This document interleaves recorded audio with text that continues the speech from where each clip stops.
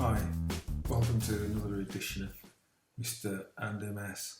Haven't been on for a couple of weeks and I'm sorry about that, but I've been a little bit under the weather, unfortunately. I started taking a new disease-modifying drug, Abagio, and it had affected me a little bit more than I think I'd fully appreciated at the time. I'd also developed a little bit of a aversion, I suppose you would call it a slight mental health problem, which was around anxiety and an unwillingness to venture outdoors. I did force myself out, did have a good word with myself, and a dear friend, she knows who she is, and she's helped me immensely during this difficult time. And I sort of spent a lot of time just trying to deal with the day-to-day symptoms that kept on cropping up. I've been having terrible problems with spasticity again, terrible problems with the stiffness in the arms. For those of you in the know about Botox, well then you'll know that it's actually a poison, but in doses it's given under your skin, and it helps to relax the muscles, helps you get that frown-free forehead, if you're vain. I don't have it in my forehead, I have it in my arms and in my legs just to help with the spasticity, and I'm a few weeks off getting that now, so I'm getting real problems in my right arm. I'm wearing the arm brace, but then I stopped wearing it at night because it was becoming so painful. But essentially, because of the arm brace, because of the spasticity increase, I hadn't been sleeping that well, and I've been having a bit of a downer on MS, which comes, you know, sometimes you feel as though you're fighting the good fight every day, and you just like a break, and that's where I was. I was in the point where I'd been kicked in the pants enough, and I just wanted a break. I just wanted to feel as though I could have some release. So I wasn't really feeling good enough to come and talk about what was happening. I wasn't really feeling good enough about myself. But here I am, as ever with multiple sclerosis. If you persevere and you work through it and you focus on the positives in life, and you have a good network of friends and those who you care and love about you, if you've got them around you and you can keep them close, you work through it and you come out the other end, and this is where I am. I'm out the other end. So, well, where was I? Where am I?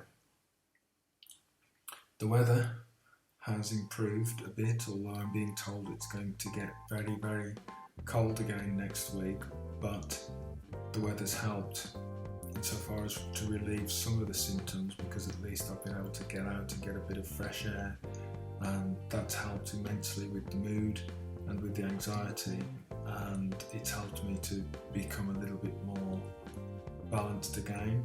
I've now got my wheelchair accessible vehicle, which is a gift and a curse. To tell you the update on that, it's been interesting. I've had some lessons in it just to get used to the controls, and they've been good generally, but I now need a different controller fitted to the car, so I need to try and make some arrangements to see if that can be done. But it's just nice to be able to go out and do stuff and see things again and not be a hermit. One of the most debilitating things about multiple sclerosis is the perfect ability to reduce the size of your world. So you go from being this free person who can go anywhere, talk to who they want, stay out till late, you end up, or you can end up, reducing the size and the scope of your life to no more than, you know, the bedroom that you sleep in and the lounge that you have your dinner in or watch television in. It's very debilitating. Having a vehicle helps you to break that cycle, so I'm really grateful for that. So there are so many things that I'll say on here. I hope that when you see it yourselves, it hits a point with you so that you go, oh yeah, I must remember to do that, or I mustn't forget to make sure I keep doing that. It's desperately important to keep your friends close. I have in the past, I know, isolated myself, and it's very easy to do when it's just you on your own. If you're a guy or a girl and you're married, very difficult for you to be isolated because there's somebody there coming home to see you every night or with you every day. But if you're single, it's very easy to isolate yourself beyond the people who come and offer you assistance during the day or in the evening. You can create a whole new world for yourself, which involves talking to nobody and doing very little. And that in itself can just build so many negative and dark feelings around loneliness and boredom and frustration. And I often wonder whether the mental part of multiple sclerosis is more debilitating than the physical part. And I genuinely think it is, because sometimes I literally allow myself mentally to just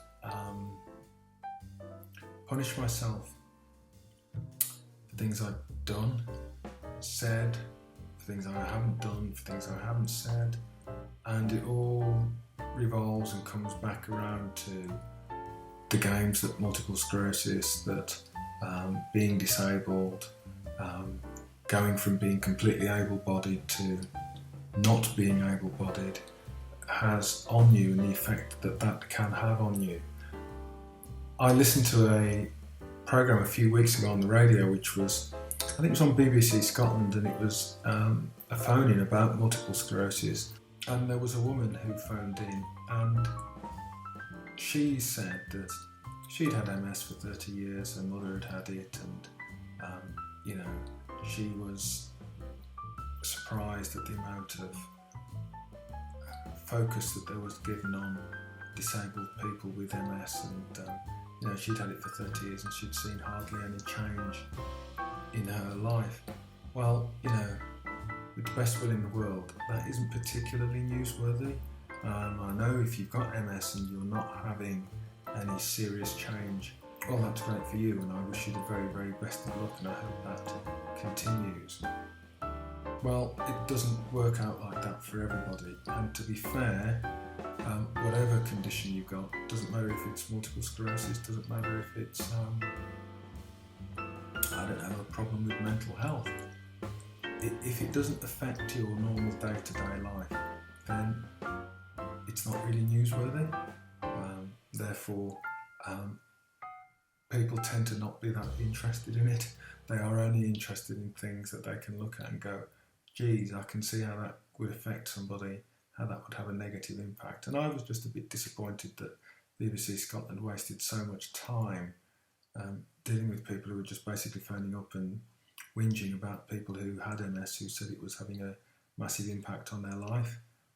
At the end I came away and I just felt really cross, because I just thought, what a fantastic waste of time and money, when they could be really trying to talk about what things people with MS can do to make their life better, because there are loads of things that you can do. A lot of the things around MS require a bit of forward planning. I have historically been the world's worst forward planner.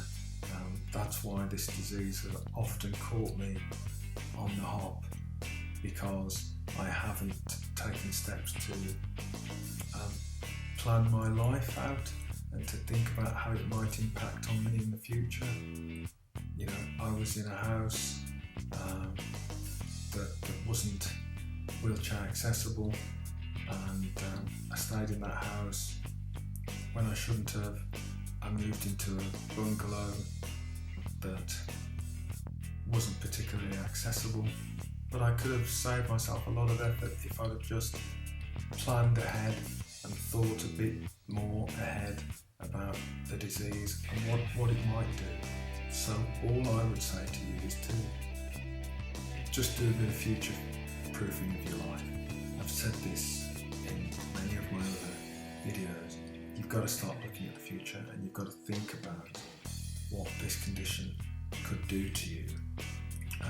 And when you start to feel things changing, you do need to start to get your A game together and start to take steps to make sure that you can reduce and minimise the impact of the changes that will happen on your body, the physical changes, so that you're able to continue to live as normal a life as possible.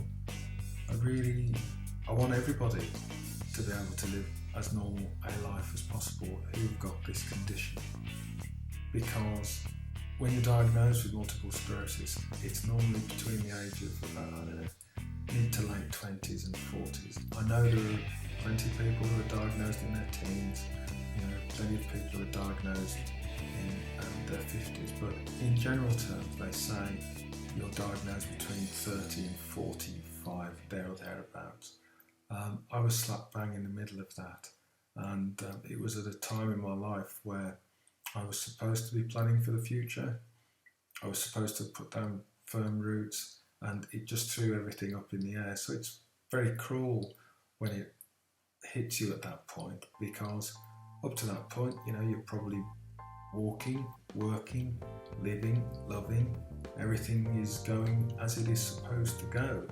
But after diagnosis, everything went up in the air. So it's really important that you take the steps after diagnosis to think about how you can future-proof your life as best as you possibly can. Well, that's what's been happening with me. I hope you found it informative. At least I've given you a little bit of an insight into what's been happening with Mr. and MS, and I hope that you tune in soon. I am going to put up some more videos and keep putting them up, and I hope you just keep tuning in and listening to what I have to say, because I enjoy talking to you. And you can follow me on Twitter. You can also subscribe to the channel.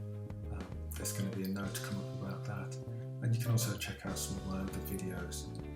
And if you've got any comments or questions you want to ask me, then please make a comment or ask any questions. I'll try and answer them as best as I can. Listen, take care. Look after yourself.